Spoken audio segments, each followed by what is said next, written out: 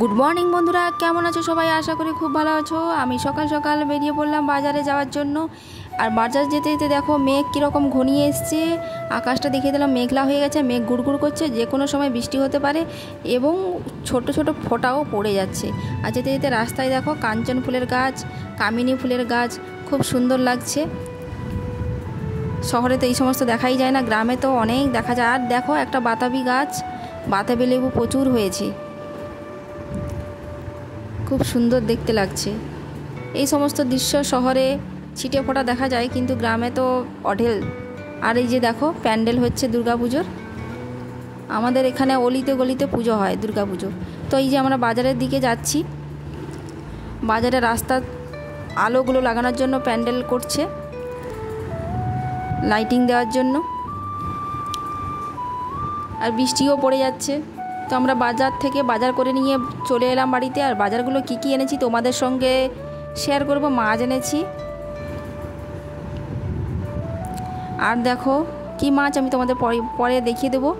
আর এই যে পুঁই শাক, লাল শাক, কলমি শাক। আর বৃষ্টি পড়ছে, অত বেশি বাজার করতে পারলাম না। আর এই যে কলা এনেছি, কয়েকদিন ধরে কলা নেই, ইসা ভাত খাওয়ার অসুবিধা হয়ে যাচ্ছে। তো লাল শাকটা আর কলমি শাক এগুলো সব আমি ফ্রিজে ঢুকিয়ে দিচ্ছি। আর পুঁই ডাঁটাগুলোর গোড়ালিটা কেটে আমি ফ্রিজে ঢুকিয়ে দেব। আর এর ভেতরে ছিল ধনেপাতা।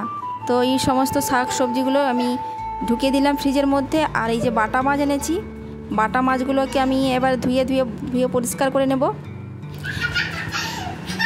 বাটা মাছগুলো কিন্তু অনেক বড় সাইজের বাটা মাছ, আর ভালো করে এরা আঁশগুলো ছাড়িয়ে দেয়নি, সেই জন্য আমি একে ভালো করে ঘষে ঘষে আঁশগুলোকে তুলে দিচ্ছি। বাটা মাছ খেতে, ভাজা খেতে খুবই ভালো লাগে। তোমাদের কেমন লাগে একটু কমেন্টসে জানিও। তো ধোয়া কমপ্লিট হয়ে গেছে, এবার আমি নুন হলুদ মাখিয়ে নেবো, মাখিয়ে আমি ফ্রিজের মধ্যে ঢুকিয়ে রেখে দেবো। আজকে শনিবার, তো আজকে খাওয়া হবে না। তো ফ্লিপকার্টে আমি একটা অর্ডার করেছিলাম, চলে এসেছে। কি জিনিস চলে এসেছে সেটা তোমাদের সঙ্গে আমি একটু শেয়ার করে দিই। আমি প্যাকিংটা আমি কেটে নিচ্ছি। এর ভেতরে কি আছে বলো তো? চলো দেখো দেখো জিনিসগুলো বের করছে। কি গেস করতে পারছো? হ্যাঁ, আমি যেহেতু রান্নার ভিডিওগুলো করি, সেই জন্য আমি রান্নার স্ট্যান্ড একটা কিনেছি। আর সেলফি স্টিকটা আমার ইসা ভেঙে দিয়েছে, কিছুতেই বানাতে পারছিলাম না। হাতে অন্যরকম কত কষ্ট করে ভিডিওগুলো বানাতে হচ্ছিলো, সেই জন্য আমি এটা আসছিল না বলে অনেক চাপ হয়ে গেছিলো। তো এই জিনিসটা আমি অর্ডার করেছি, মাত্র 200 টাকা নিয়েছে ফ্লিপকার্টে। তো খুব সুন্দর জিনিস, কিন্তু এটা থেকে আমি রান্নার ভিডিওগুলো শ্যুট করব। কেমন হয়েছে জিনিসটা তোমরা কমেন্টসে জানিও। আমার তো খুবই পছন্দ হয়েছে এবং খুবই লো প্রাইস আর খুবই ভালো।